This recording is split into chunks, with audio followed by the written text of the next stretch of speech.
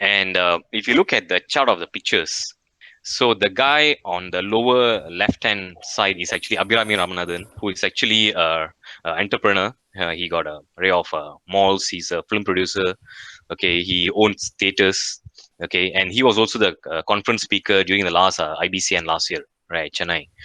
And on the right hand side below is Anwar Ibrahim, one of the MP, currently former deputy minister, deputy prime minister.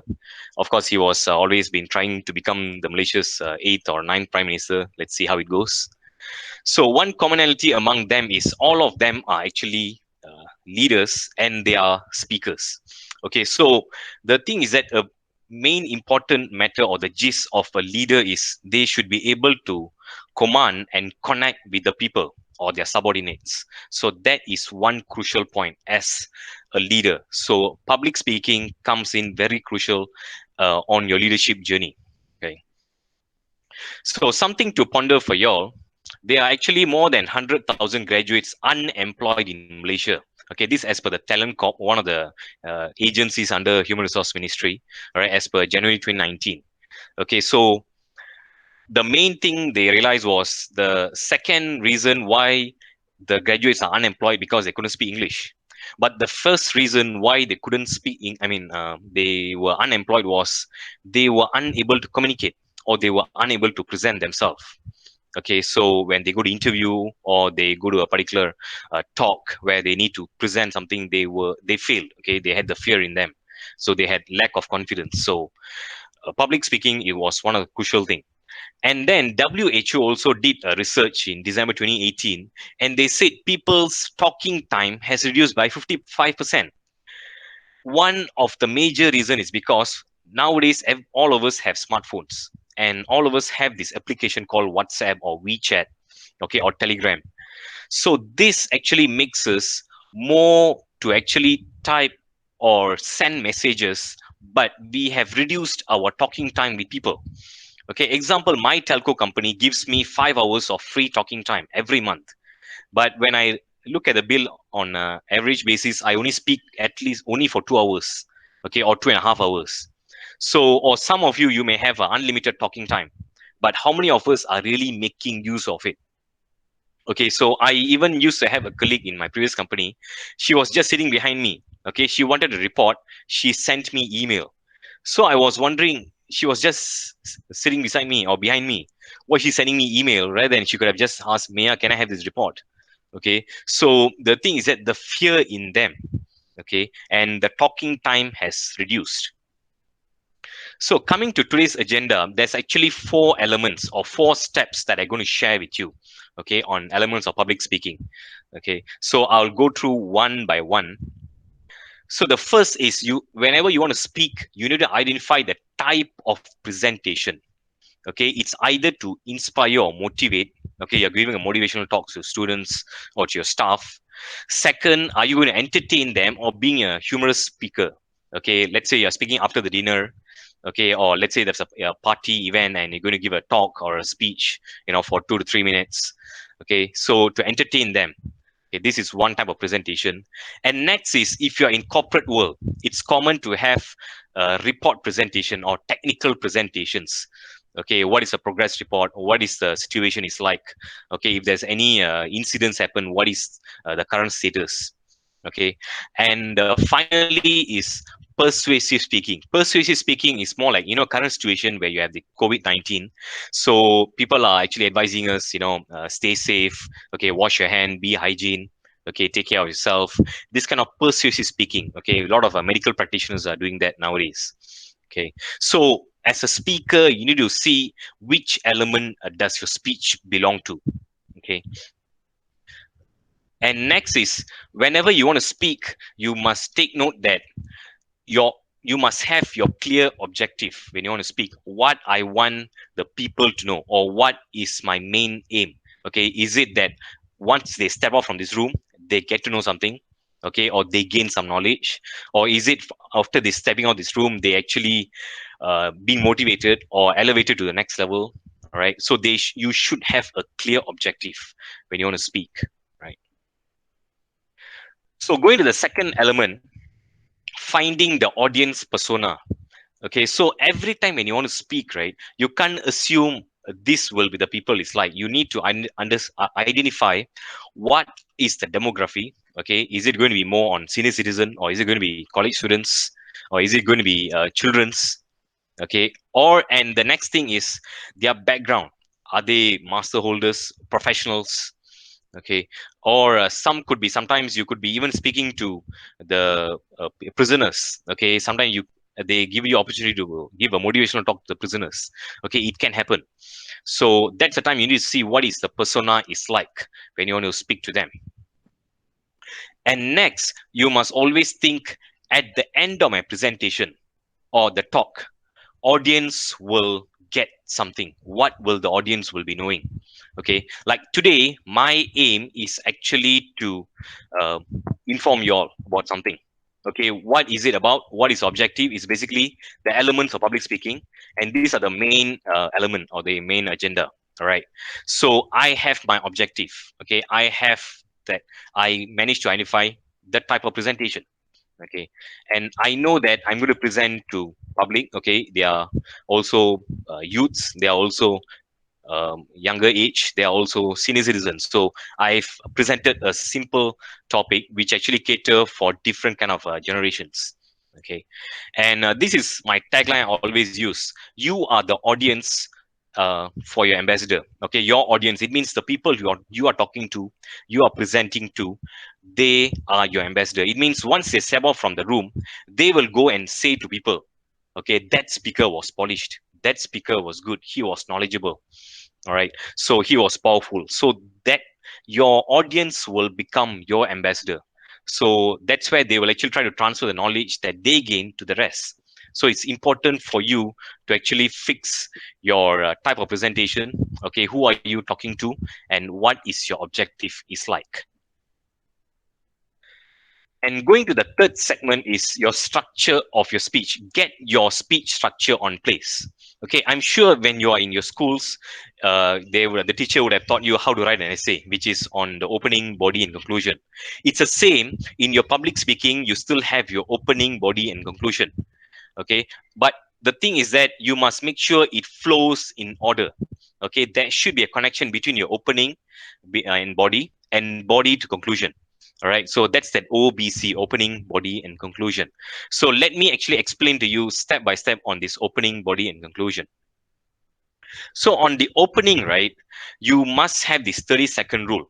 When you go on the stage, when you hold the mic, you must be able to grab audience attention. Okay, if you couldn't grab the audience attention within 30 seconds, the audience would not be with you. Okay, it means you lose the engagement.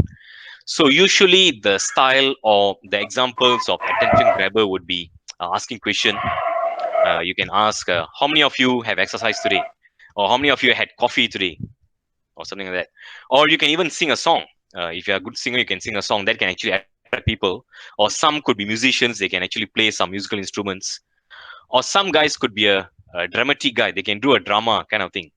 I actually attended one of these a wedding dinner where Pua Chukang was one of the presenter. Okay, Pua Chukang is a comedian from Singapore. Okay, so what he did, he came from the back. He didn't come straight from the front of the stage. He came from the back of the auditorium. So when he came, he actually saw the people taking picture of him. So what he said, you want to take my picture? Okay, wait, let me count 1 to 10. 1, 2, 10. You see, so that's how he actually created that drama. Or in other word, you can even create a quote. Okay, begin, the rest is easy. Okay, so work hard today, tomorrow will be easy. Something, a quote, so that that can actually grab the audience attention. Or you can give a shocking statement, just like how I started initially when I said 100,000 graduates are unemployed and 55% talking time has reduced. Okay, this kind of shocking statement can actually make people to be awake, and apart from that, they can actually start engaging you and being connected with you. And next, get your body to be done. Body in the sense of you need to check, is it descriptive? Okay, so is it descriptive in the sense, are you going based on point by point? Okay, and in the sense of you're giving a fact, then you're giving some explanations. Okay, and also some examples. Okay, that's descriptive. Or another type of body of your speech could be problem solution. So you state a problem, then you state the solutions. Okay. And the third is more on chronological. So you go for the history and you explain about the current and you go for the future. All right. This is more on the report style. And of course, storytelling is something which you can hook the audience immediately. Either you tell your own stories or you take someone else's credible stories and you insert in your speech. Okay, that can actually make it more stronger and more appealing to the audience itself.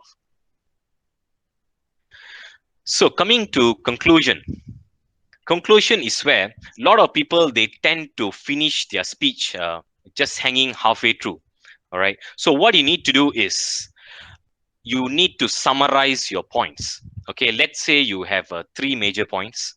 How to be healthy. Okay, you need to have a balanced diet, you need to have exercise, and you need to drink water. So these are the three major points. You need to so-called repeat back all these 3 points in your conclusion. All right, for example, ladies and gentlemen, so before I end my speech, I would like to reiterate, do take note, to stay healthy you must drink water, get exercise, and have a balanced diet. With that you can have a balanced healthy life. So that is one point of a summation. Another way is have a bring back message. Okay, it means all of you are someone who can actually elevate people in other people's life. So be the elevator. You can change people's lives. You have the power. So bring back that message so that they can bring back something with them. Or another one is a call for action. It means stay healthy, stay hygienic. Okay, it's something we need for current period. Okay, with the COVID-19 pandemic, you need to stay in a close contact, in the sense of have a safe uh, lifestyle. At the same time, you need to have safe hygiene. Okay, so you must have that call for action. And next is get yourself prepared. Okay, this is the final quadrant. When I say get yourself prepared, right, it's not merely on the actual script. Okay, that is one actual script. So you write down your actual script. Okay, the next is have an outline of your speech, because not everyone can actually memorize the speech. Okay, so when you can't memorize the speech, you memorize the major point. So you have like an outline. Okay, so with that outline, you memorize the key points, you memorize the quotes, then you are able to present your speech. Okay, apart from that, a 5 to 7 minute speech. Okay, let's say you are presenting for 5 minutes. Your script should have only 500 words. It means per minute, it's only 100 words. Lot of time they actually doesn't budget for the duration of the time at compare with the number of words that they have scripted on their speech. Okay, so they tend to have like 1,000 words or 2,000 words, and they expect that 2,000 words to be completed within 5 minutes, which you can't. So that's where certain events, when you go, the speaker tend to go past their time limit. It's because they didn't budget the number of words. It's not the time the organizer will give you 5 minutes or 10 minutes, but it's the number of words that you need to say it out. Okay, so it's important for you to script it out so that you can budget what are the elements I can edit or remove if it's too long, or if it's too short, maybe you can actually add more voice, more drama, or more stories that you can actually make prolong. Okay, so just because they give you 10 minutes doesn't mean you must speak for 10 minutes. You can even speak within 8 minutes and you'll get it done. Okay, so make sure you have your actual script. Okay, and the next thing is, when you get yourself prepared, it's not merely going to the location. Let's say your speech or your presentation is at 8 o'clock. You can't be going there at 7:45. You try to go there at least 1 day or 2 days before, just to recce the place. Okay, because whenever I go and present my speeches, I present in different rooms. One is auditorium based.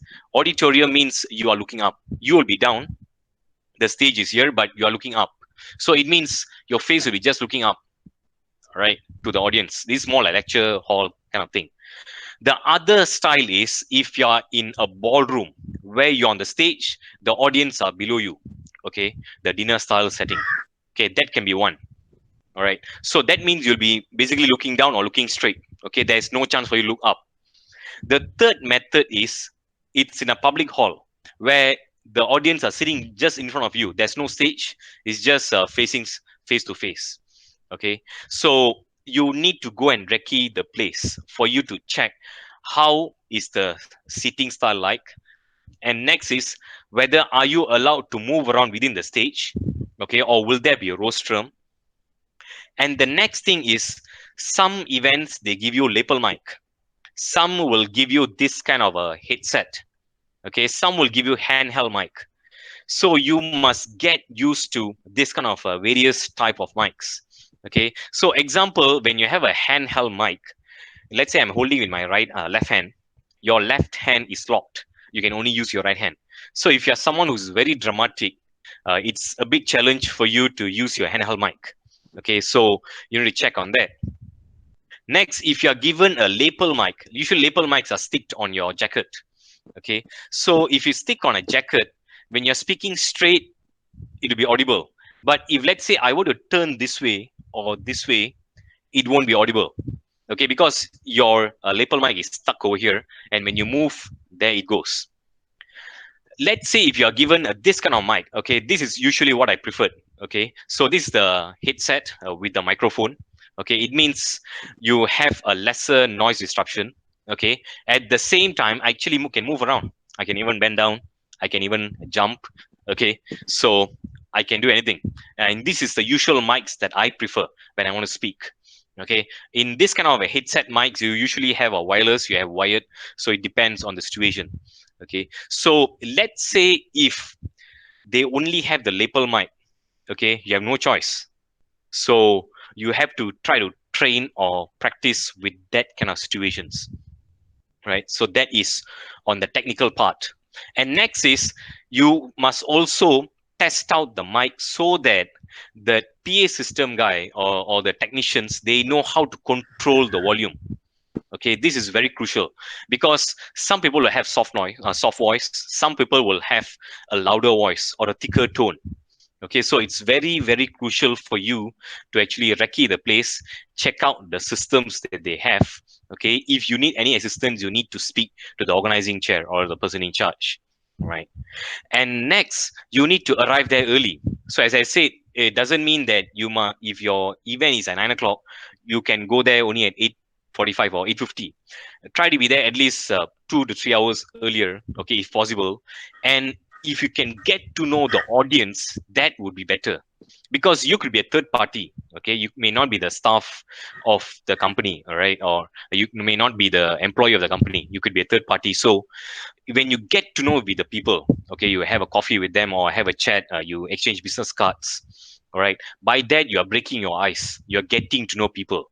So when you present in front of them, you'll feel more comfortable. And the best part, when you get to know the audience name, that'll be even easier for you to communicate and to connect with them. All right, especially when you get to know their name, what is their passion is like, or what they like to do. Okay, what's their background? It's very easier for you to connect and being able to communicate with them. Right. So apart from that, you must also take note that certain times you will have this situation where mics or the connection gets off. It's common. Okay, so either the connection goes off, okay, or sometimes there'll be disruption on the noise. Okay, don't worry, don't get panic. Okay, just move on. Or else if you feel you need to adjust something, just say excuse me, take 1 or 2 minutes break, let the technicians come and settle the issue, right? So it's for you to actually control that situation at that time. Okay, never ever get angry, because the thing is that they have actually appreciated you, they have actually acknowledged your skills, then and they have invited you to give a speech, okay, or give a keynote address. So it means it's not appropriate for you to actually go against them or scold them or get angry or go over the board. All right, so just acknowledge the situation, things can happen. All right, so even sometimes when I do video conferencing, sometimes even the connections goes off. It's common. Okay, so it's fine, just take it easy. Okay, be patient. That's one crucial thing. And next is Usually, when people want to speak in the morning, if you're the first slot, or you're speaking immediately after lunch, these are the people who will have the toughest task. Okay, because in the morning they are not warmed up. After lunch, they're almost tired because with the heavy food. Okay, especially if you go for conferences. Okay, so the thing is that you need to do the icebreaker. Okay, so just like what I said, like Pua Chukang did do some comedy or do some ice breaking events. Okay, you can ask questions, or usually what I'll do is when I go in the morning, I'll get the 9 o'clock slot, which is one of the first slots. Okay, so I'll ask the audience, how many of you have breakfast today? So some will put up their hand. And how many of you all never had your breakfast today? Put up your hand. Some will put up. And the third question I'll ask is, how many of you all would not raise up your hand no matter whatever I ask? Then people will laugh.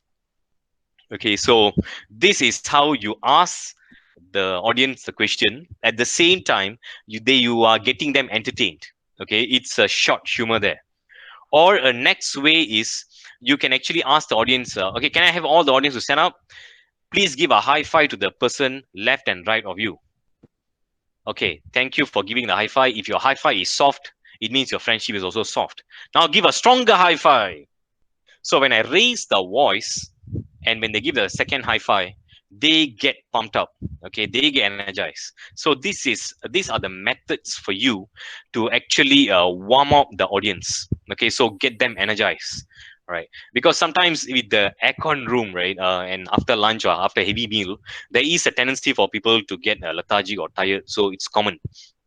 So it's our task to actually re-energize them in this sense. Okay, so these are my 4 steps, okay, which I've discussed, would like to share with you, okay, which is to identify the type of presentation, okay, where you need to just see, are you going to inform or are you going to motivate, okay, are you going to persuade them or give a humorous story, and you need to find the audience persona. Okay, are they from a different demography or different gender, okay, different background, and get your speech structure on your place, your opening, your body, and conclusion. Okay, make sure you have your script, and of course get yourself prepared finally. Okay, so the other tips I can share with you is, let's say you are going for the event, you don't know what is the dress code. Okay, because I've been for university functions as a keynote speaker.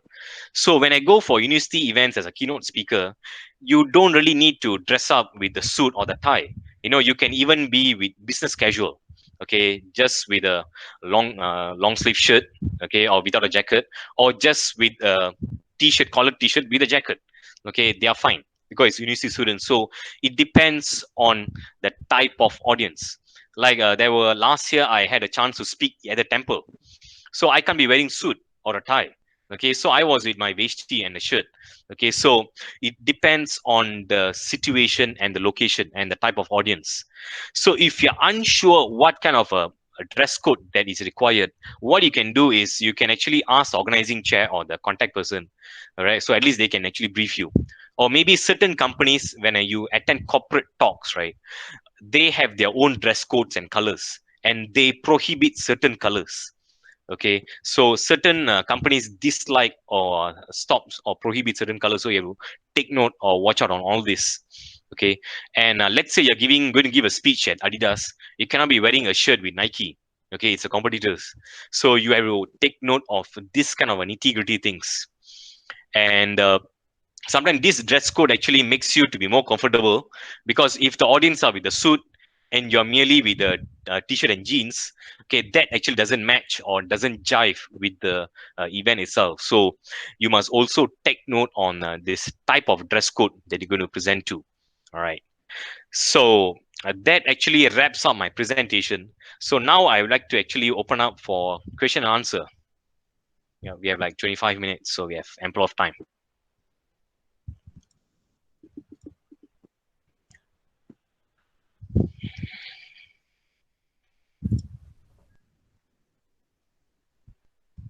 Um, how Any is question? public speaking is different from interviewing? um, Sorry, I couldn't hear you. Can you repeat? Uh, how is public speaking is different from interviewing? What type of skills or what type of methods you take in those approach? Okay, interviewing is similar to the impromptu speaking. Okay, like I call table topics. Okay, so when I say table topics, impromptu speaking, it means you need to actually grasp that question because it's something which you have unprepared for. Okay, so you have to grasp the question, and next you try to break that question into few segments, few words. Okay, let's say they ask you what are your weaknesses and what are your strengths. So that is something which is impromptu. So you can actually break into two, your strength and weakness, and you go what is good in you, and you say what is something which lacking in you which you are trying to improve on. Okay, so because public speaking it's more unprepared, so you have prepared something, where else on the other side interviewing is more on you don't expect anything, right? So it's they can throw you questions. Of course you can try to have a rough idea what kind of questions, but again it depends what kind of questions they can throw. Okay, so it's more an impromptu style of speaking, right? Praveen here. I have a question. So, firstly, thank you for organizing this. Really appreciate the session. Find it quite entertaining to break away from what we are all experiencing at the moment. Thank you. Question: do you have any techniques that you've tried and tested to manage nerves when giving a speech publicly? Okay, when I initially started 15 years ago, I used to shiver and I used to tend to forget points. So what I used to do is first, I don't memorize my entire script. What I will do is I'll just get the main point and the supporting examples. And usually, what I'll do for the supporting examples, I'll get stories, right? So that is one. And the next thing is you also need to warm up your voice because sometimes your voice can actually show the nervousness. Okay, so in the morning while I'm showering, I can actually try to sing a song or just shout it out AEIOU. Okay, and I also exercises myself. So when you exercise, you tend to reduce the nervousness in you. Okay, bring up the energy. And apart from that, let's say I had this elements of blackout. Okay, it means I forgot my point. So when I forgot my point, what I'll do is you just jump to the next point. Okay, so if you have an acronym, that'd be better. If you don't have acronym, try to find a way you can memorize the crucial points so that you don't so-called forget, or another way, whenever you get stuck at one point, you can actually jump to the next point itself.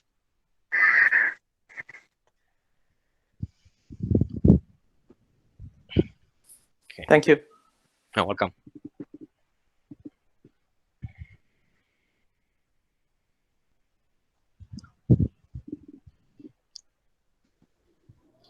This is Ramanathan here. Yeah.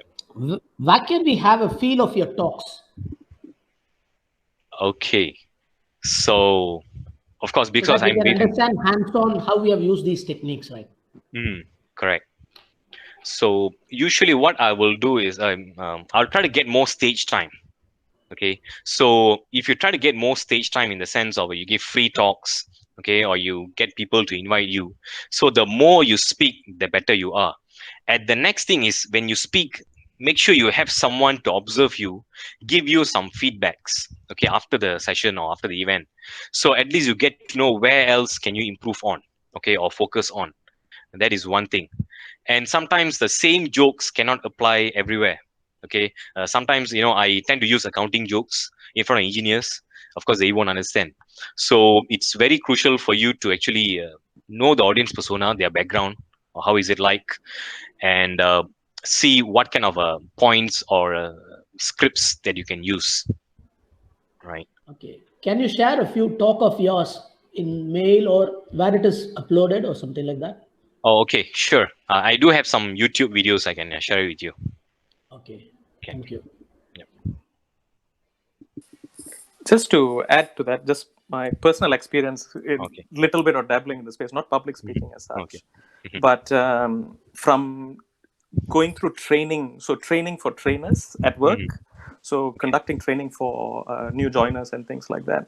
So through that training, what we learned was, so it's really powerful to have yourself recorded trying to give a speech and replay, watch the recording again.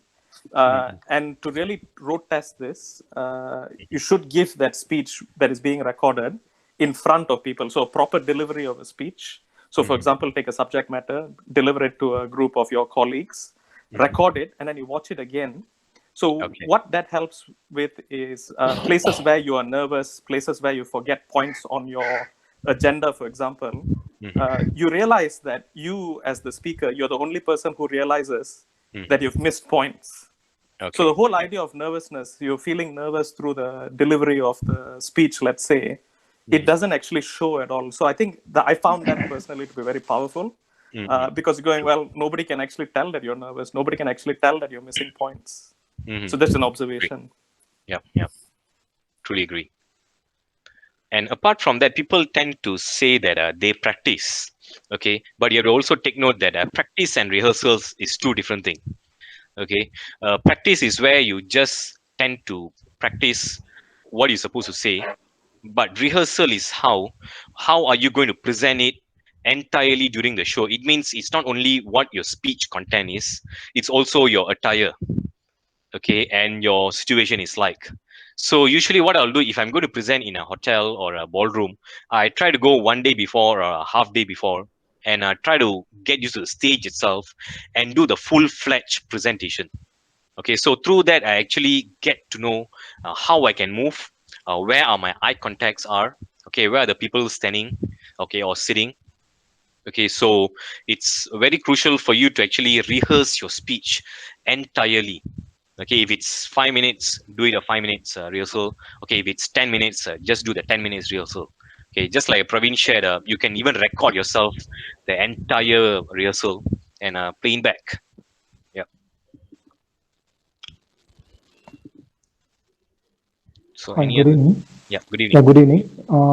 This is Alagappan calling from Chennai. So I Okay. have a couple of questions. One is what should we do if a question from the audience is raised for which we do not know the answer? Okay.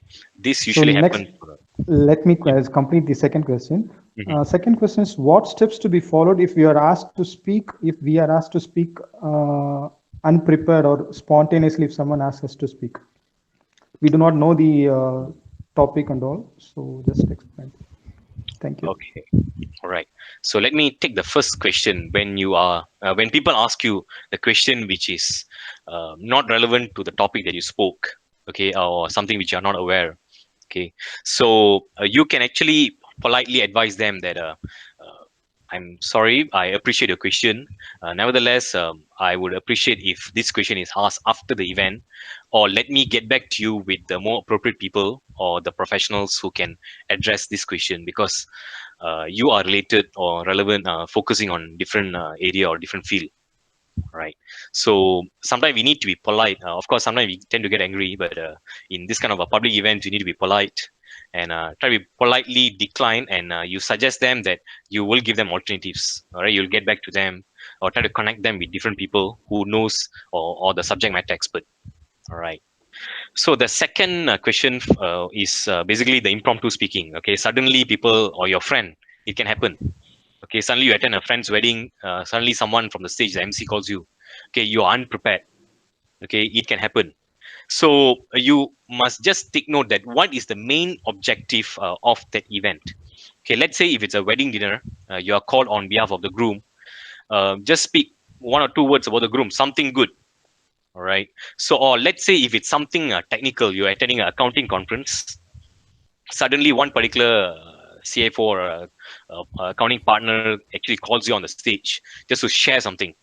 Okay, so this way what you can do is call back your experience. This is one. So your storytelling skills, okay, what happened in your real life, you can match back to the topic of the day or the theme of the day.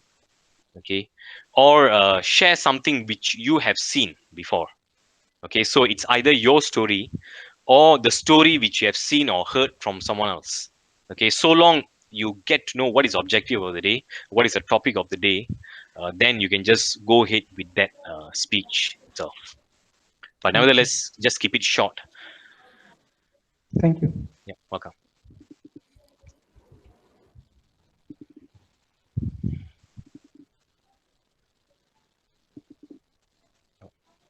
Any other questions?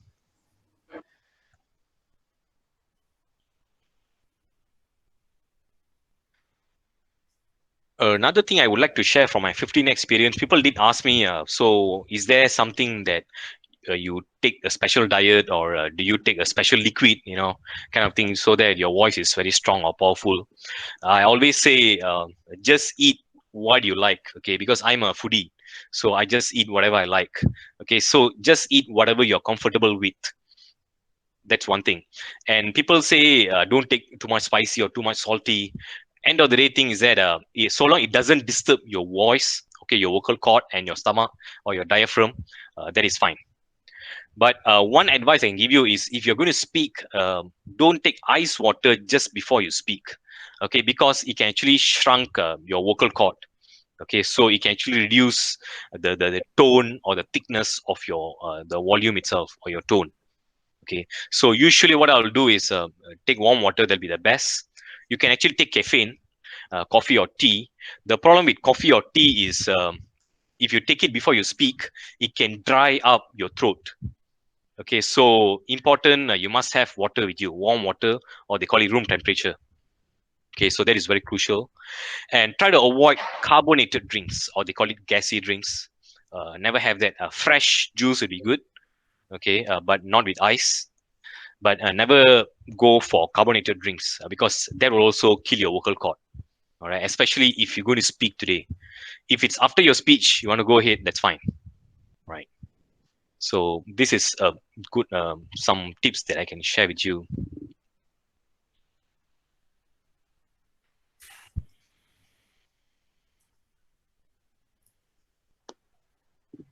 I have one more question. Yeah, go ahead. In the beginning, in the first slide, it was mentioned as series one. So, Correct. are there other parts to this series? Okay, so I plan to do like a 2 to 3 series, maybe every Sunday, okay, or maybe every Saturday. Okay, so the next one could be next weekend. So I'm planning like, maybe because today I just focused on your basic structure of your speech, and also preparation before you speak.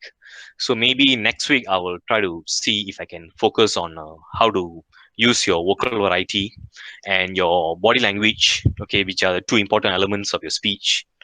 Okay, and if, let's say, if there's any other getting source of the speech. All right, so these are the ideas I'm thinking of. So if you have any other suggestions or topics that you would like me to discuss, feel free to suggest to me via email or Facebook, so I can also try to work on that. Okay. Okay, thank you. Yeah, welcome.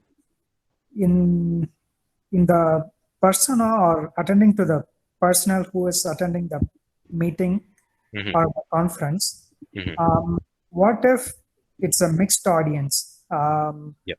It's not only like bosses or parents, it's like supervisors, peers, and direct reports, and like a mixed set of audience and people. Correct. You're right. So it's for a generic audience itself. How do you approach the public speaking to reach everyone in the conference? Okay, because this is my first series, so I was more like a testing the water itself, see how's the response. Of course, it was a good response for today. So No, I if, think, let's say, like what? Yeah. no, I think he's asking a question about how would you give a speech to an audience that's of a mixed bag. Oh, okay. All right. So when you're having a mixed audience, right? So the thing is that your words has to be simple. Okay, you cannot use too much technical words. And the next thing is, you must, when you have the bosses and you have the other subordinates, of course, you must also try to appreciate the bosses there, right? Whenever I have my general managers or CEOs, you must try to utter one or two names of what they have done or contribute into your speech, okay, so that they will get appreciated. At the same time, people will also get to know that these are the leaders, okay, they have contributed so much for the growth of the company. Okay, but and the next thing is, when you have a generic audience, especially when you go for a wedding dinner, okay, or a public events, like a accounting conference and stuff, your words has to be simple and direct to the point. Okay, you cannot use too much jargons, because when you use too much jargons, example like accounting depreciation, fair value measurement, so if it's an engineer or a normal college student attends, he won't understand. All right, so make sure your script, or the points that you want to speak, make sure it's simplified. All right, and the next thing is try to include your personal stories if it's going to be a generic audience, because personal stories, personal achievements, or something which you have seen would be a good testimonial and a connection point with the audience itself. Okay, and even if, especially if you're having a higher level officers, CEOs or CFOs, you can even use them as example, okay, as a testimonial, and you can include them in your speech itself.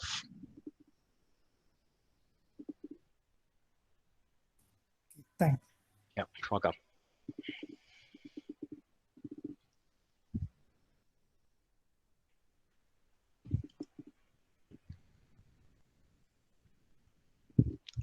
So any other questions?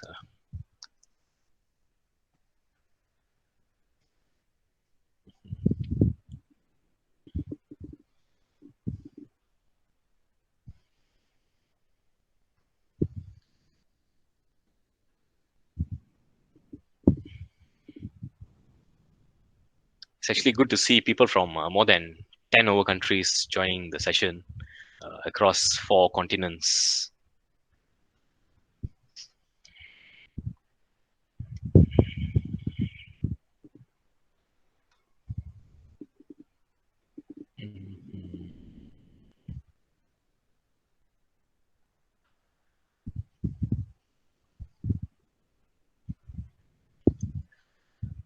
So let's say if another tips I can give you is one, as I always say, to learn public speaking, first of all, you must have increase your talking time. That is one. Okay, so try to reduce your messaging time and increase your talking time. Next is you need to watch good speech videos.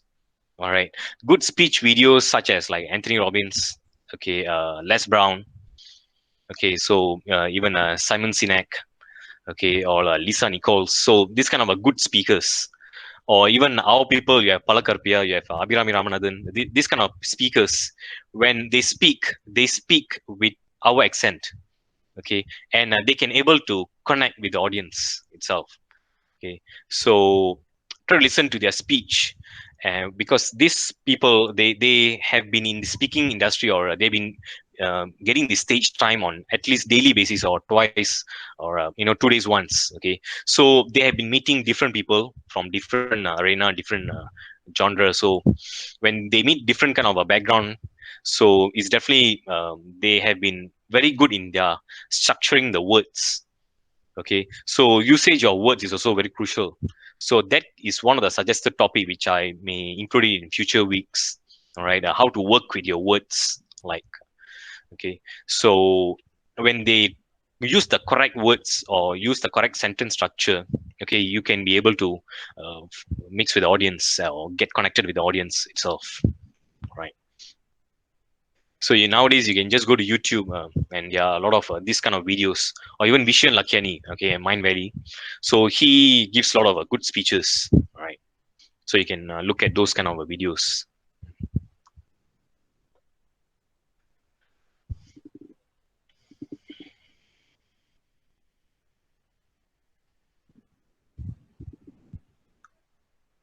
So any other questions?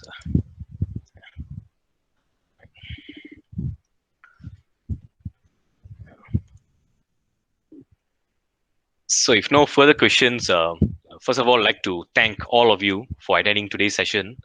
All right, so I really appreciate this. My first time doing an online kind of a based training, and first time doing it for all people, because it's part of like community contribution.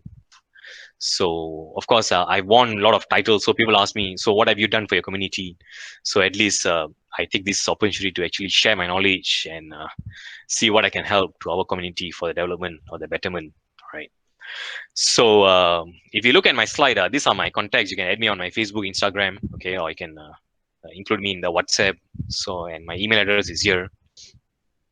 so we can keep in touch.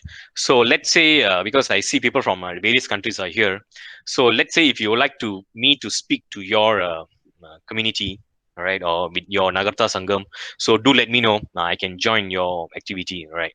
So do let me know. I because for the next, I think in Malaysia, the so-called movement control order is extended until 28th. But nevertheless, most likely we won't be having public events until end of the year. So we have to go based on Zoom or Hangout, online trainings. So definitely, I'd like to reach out to various Nagartas around the world. So people who are in Nagarta Sangam, do let me know. I can actually join. We can work together, and I can attend your events. All right. So with that, thank you very much. Appreciate your time. So with that, have a great weekend. Hope to have a productive week ahead. So have a good day, good night for those in Australia, New Zealand. Good evening to people in Europe, and good morning to the people from African continent. Right. So with that, I will catch up with you soon for the next session. All right. So don't worry, I'll share the slides with you. Okay, I'm also recording this entire presentation, so I will also share this presentation with you all. I'll just upload it in YouTube and I share the link with you all. All right. So with that, thanks a lot for your time. I'll see you all soon. All right. Take care.